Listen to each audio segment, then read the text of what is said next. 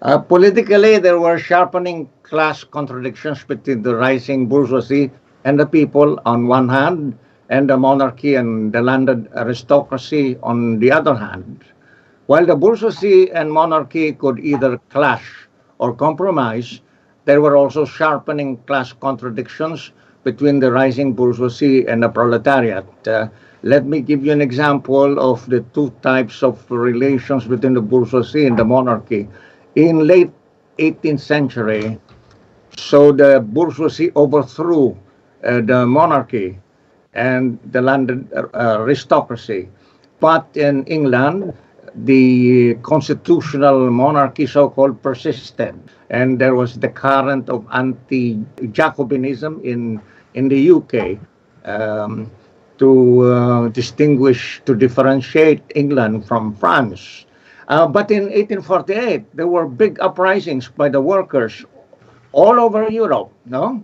So that would serve notice to the bourgeoisie that the proletariat was restless. It was a time when free competition capitalism developed fastest in certain countries under the impetus of the Industrial Revolution, especially in the UK. And the bourgeoisie benefited from the primitive accumulation of capital. And this accumulation of capital included the plunder of colonies, the rapid proletarianization of the peasants, peasants being forced out of the farms through the adoption of farm capitalism and the enclosure being done by the landlords. And then there were the extremely long hours of work, from 12 to 16 hours. Yes. Or even more in factories. The dominant philosophical ideas were idealist, rationalist in continental Europe, and empiricist in England. Marx and Engels turned upside down and put on a materialist basis what was then the most developed idealist philosophy, that of Hegel, who accounted for change with the use of dialectics. They also made use of Feuerbach's materialism, whose recognition of sensuous human activity they brought to the level of critical, practical, revolutionary activity. Marx and Engels had German philosophy as their basic source in developing their dialectical materialist world outlook and method of knowing and acting. Consistent with their philosophy, they had British political economy as their basic source of knowledge for their critique of the capitalist economy and comprehension of its internal laws of motion. They had French social science as their major source of knowledge about the class struggle and the social revolution.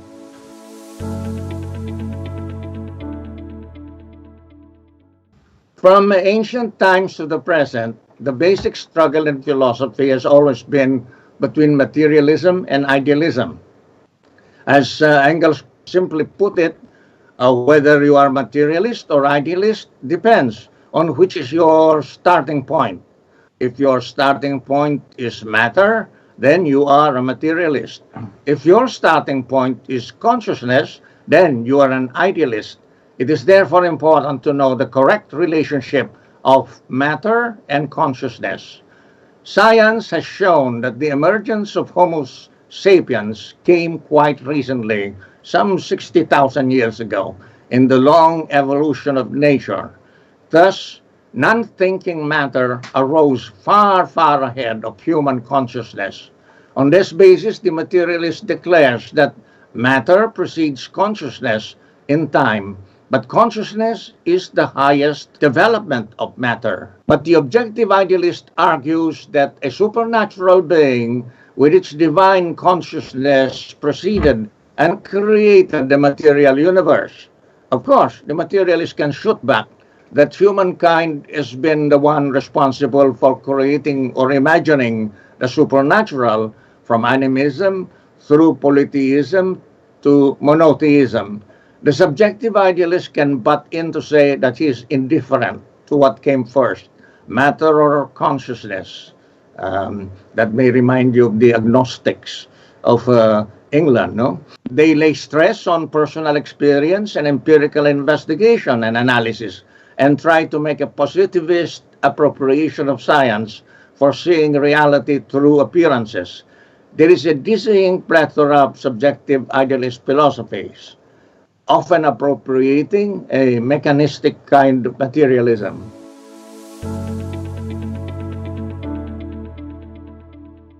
Dialectics can be understood narrowly or simply as the exchange of arguments and counter-arguments as in the Socratic dialogues. But in Hegel's development of idealist philosophy in the 19th century, he posited the self-development of thought through thesis and antithesis, resulting in synthesis, which is a new and higher kind of thesis. This idealist dialectical process of ideational change is supposed to be realized subsequently in historical and social change. You must know that the Platonic kind of idealism presupposes the so-called absolute idea, but anything that matters, anything in nature, would just be a copy of that absolute idea. But in the case of Hegel, she sort of gave life to thinking, to dealing with ideas, or ideas have their own kind of life above material reality. So that's dialectics. So one idea leads to another and negated by that other idea, and then it results into a new one. But then still, that's on the plane of the ideal, and it has nothing to do with the material immediately. It has its own way of developing, according to Hegel. But that can be realized in history. And so he presumed that in society, one thing leads to another, with one negation being negated further, and then leading to the so-called synthesis. And in terms of socio-political reality, he would make the Prussian state the highest development. Marx and Engels adopted the concept of dialectics, but put it on a materialist basis and rejected the idealist basis. They also rejected the Hegelian notion of the dialectical process of leading to the synthesis as the final and highest point of development. They put forward the law of contradiction as existent and operating in material objects and in the process of knowing them. Engels put forward three basic laws of contradiction or materialist dialectics: the negation of the negation, the interpenetration or unity of opposites, and the quantitative change to qualitative change. Marx thoroughly applied materialist dialectics in the critique of the capitalist economy. He observed and analyzed all the contradictory factors in the capitalist economy, those between capital and labor, and within capital as well as within labor, to understand how changes occur within the capitalist system and how the class struggle between the bourgeoisie and proletariat would take the direction of installing the proletariat as the new ruling class and establishing socialism.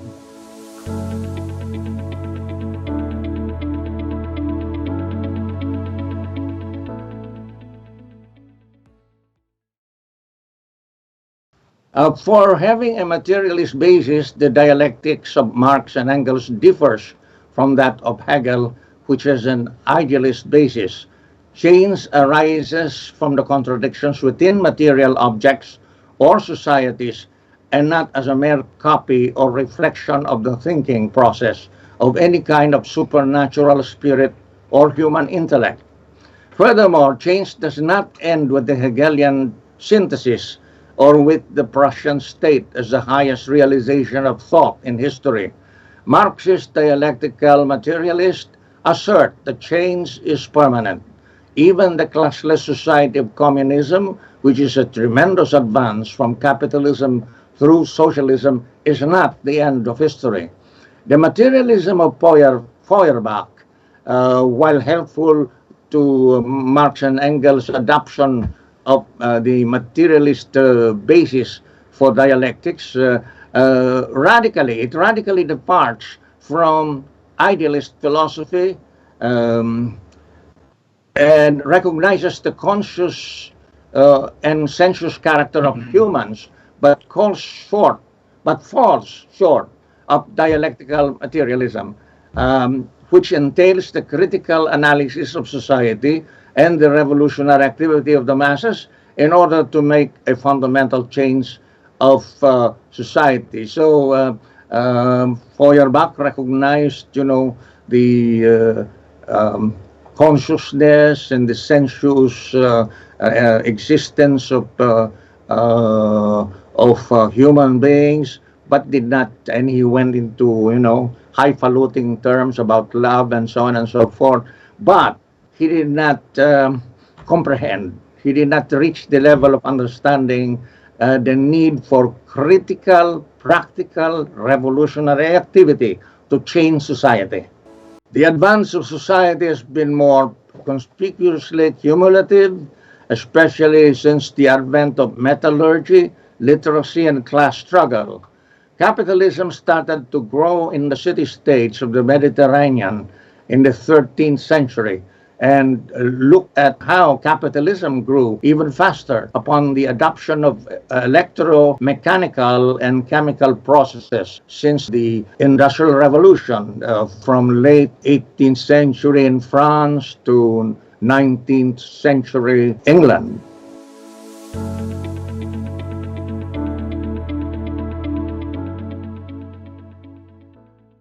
To explain negation of the negation, there is no social transformation or phenomenon that is not preceded by its opposite and that is not subject to negation that leads to a new formation or phenomenon.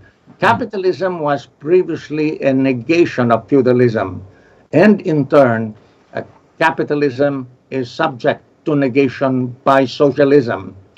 To explain the unity of opposites, contradictory factors such as capital and labor, or the bourgeoisie and the land and the working class, are bound up together, and the relative unity and temporary balance determine the character of the capitalist society under the rule of the bourgeoisie. For a while, the two classes, even if they are contradictory, they need each other to maintain the system. The bourgeoisie is compelled to create its own grave digger, the working class. The working class eventually rebels against the exploitation imposed by and oppression imposed by the bourgeoisie.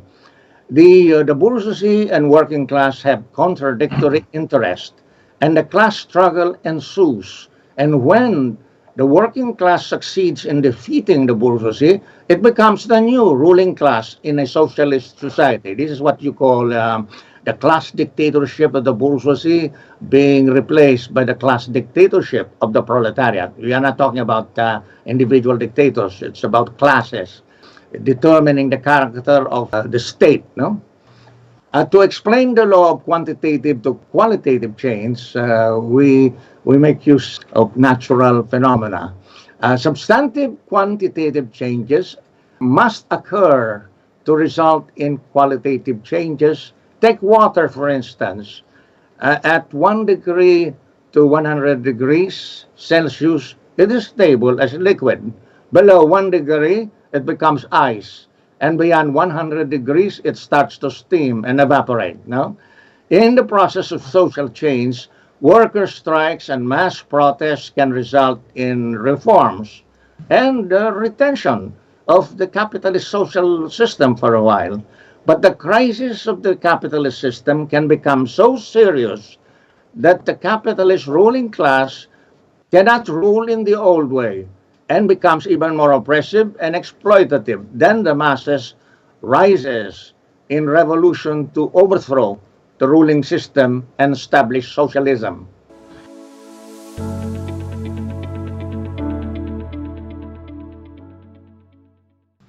In being universal, the law of contradiction applies to all of nature and society and the totality of more particular categories and things.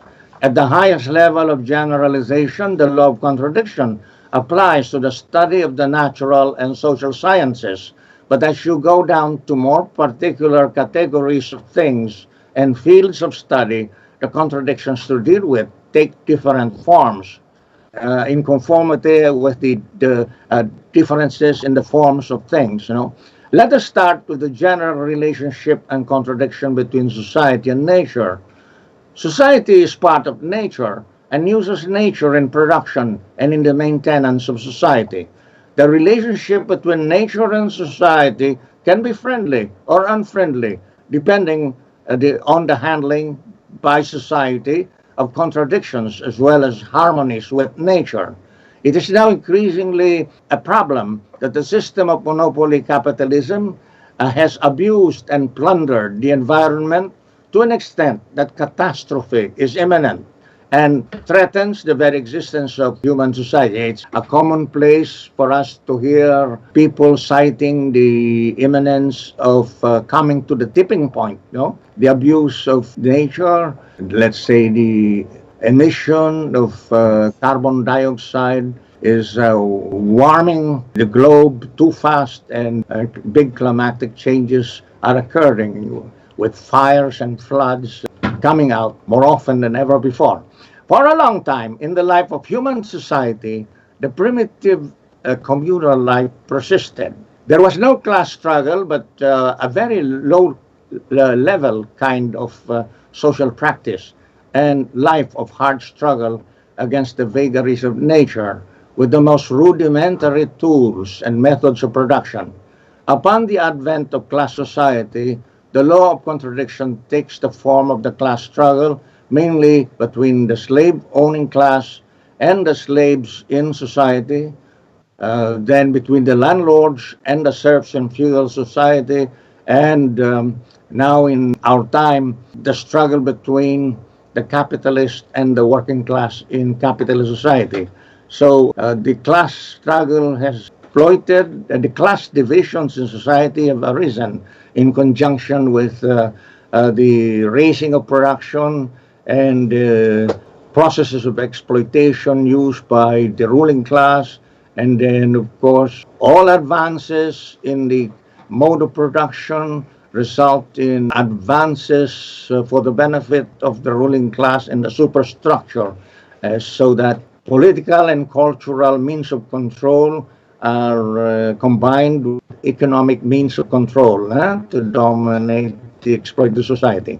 And that is the reality of the class struggle, which the proletarian revolutionaries would like to break by first bringing down the capitalist class, replacing it with replacing the capitalist society with the socialist society on the way to building a communist classless society.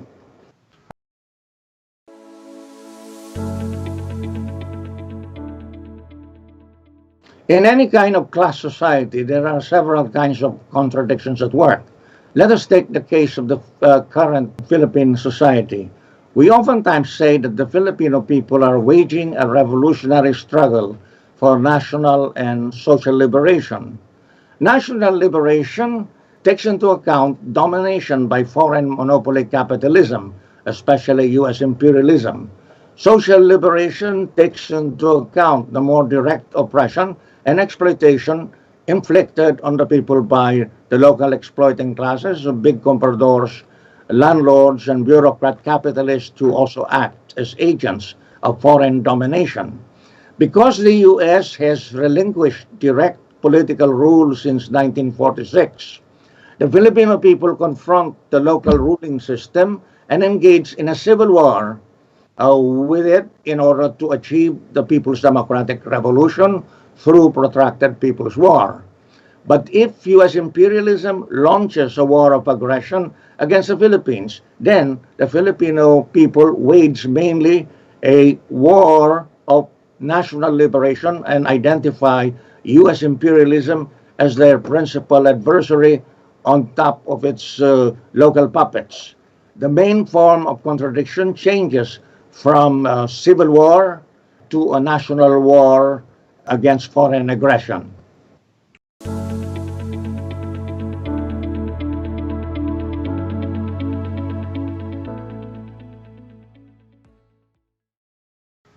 In the explanation that I have just made, I spoke of handling the national contradiction with foreign monopoly capitalism and domestic social contradiction, and applying the highest form of revolutionary struggle, be it civil war or national war against foreign aggression.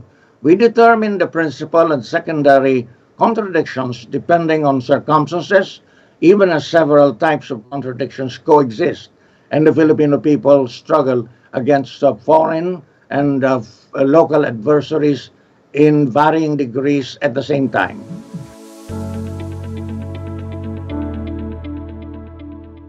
All things are always in a process of change that is imperceptible to the naked eye for a while and then becomes conspicuous when a qualitative change occurs. There is always a contradiction or set of contradictions that we have to deal with in order to strengthen the revolutionary movement and advance it towards victory.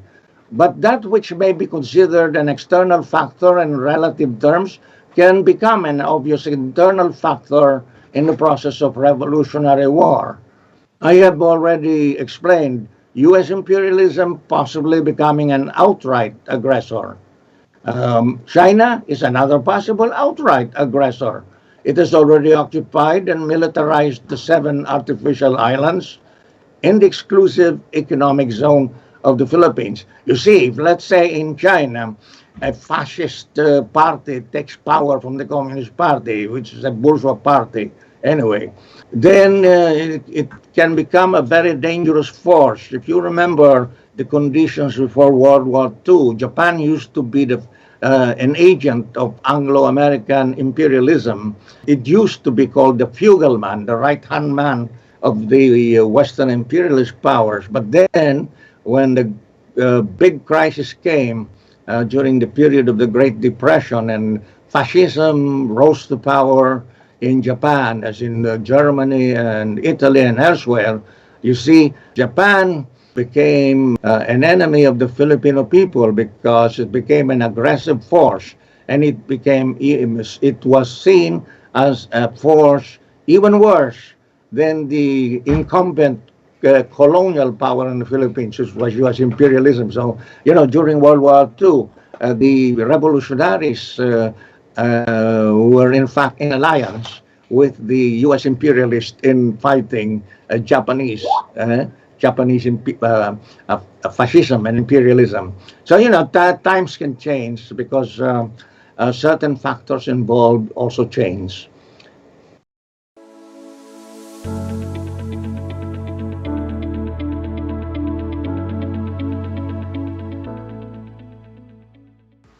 Indeed, social practice is the basis and source of knowledge. Mao has explained in a comprehensive and simple way the basic elements of social practice and where do correct ideas come from. From production, class struggle, and scientific experiment. From time immemorial, man has differentiated himself from other animal forms by engaging in production with the tools that he himself has fashioned, and thereby surviving and advancing to higher forms of production. As societies have grown in size and class societies have developed, the class struggle has become the impetus to higher levels of social practice and knowledge to be able to rule society and overcome domestic and external adversaries. The exploiting classes have compelled the exploited classes to produce the surplus product for sustaining and developing the mode of production and the superstructure of society. On the basis of the advance of science and technology, the capitalist system has made far greater material and cultural achievements, as well as far bigger wars than previous forms of societies. But the capitalist system has been able to grow only with the oppression and exploitation of the working class. But the working class has become armed ideologically, politically, and organizationally to be able to dig the grave of the capitalist system and establish the socialist system.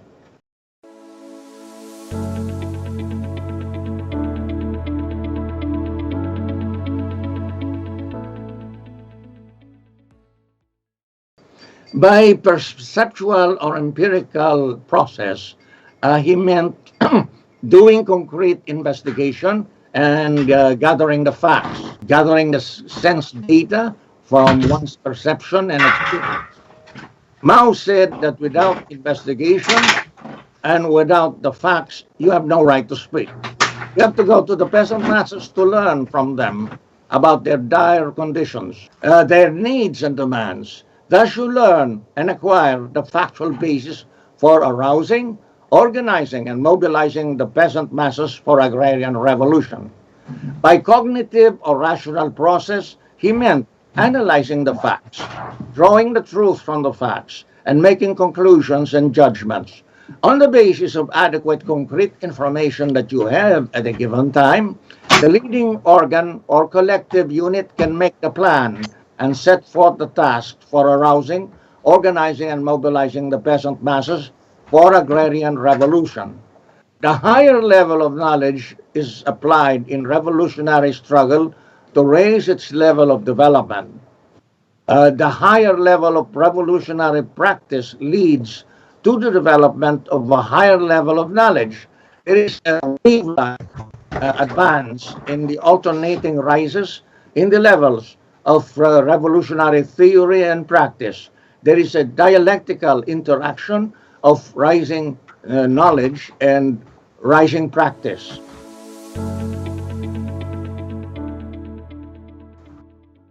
Empiricism means limiting knowledge to the personal experience of an individual or a small group and not drawing further knowledge from the collective practice and accumulated knowledge of the entire party and revolutionary movement.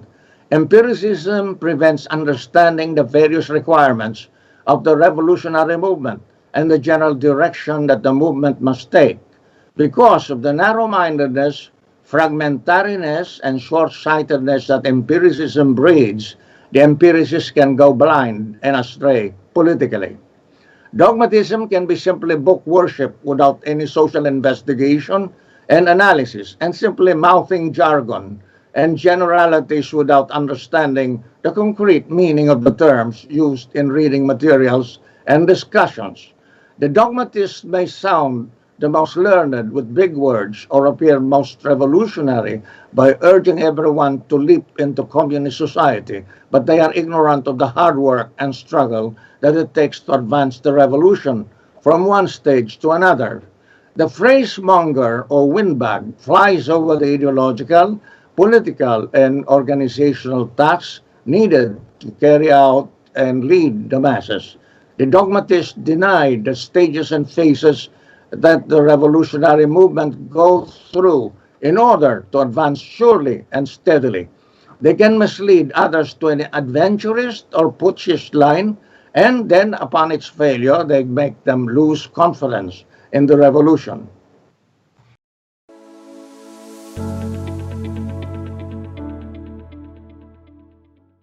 The study of dialectical materialism and the theory of knowledge is always necessary and relevant. Dialectical materialism provides us with the materialist scientific outlook and the method of thinking and acting to understand and solve problems and fight the enemy more effectively than ever. The Marxist theory of knowledge guides us in obtaining and accumulating knowledge from revolutionary practice and gaining further knowledge to improve our work and style of work and achieve bigger and better results in the revolutionary struggle. No revolution led by the proletariat can advance without ideological building of the Communist Party through the study of dialectical materialism and Marxist theory of knowledge and related matters. There is a calibration of studies through basic, intermediate, and advanced courses in the Communist Party. There are refresher and post-curricular studies by organs and units of the party. There are continuous studies in the course of work and studying current problems and issues. It is always the duty of the cadres and members to promote and realize the curricular and extracurricular studies of newer or younger party members. This is the best way to ensure the consolidation and advancement of the party and the revolutionary movement. When we learn the principles, policies, and line of the revolutionary movement, we are well guided in our revolutionary practice and we are encouraged to carry out our tasks in the service of the people and the revolution.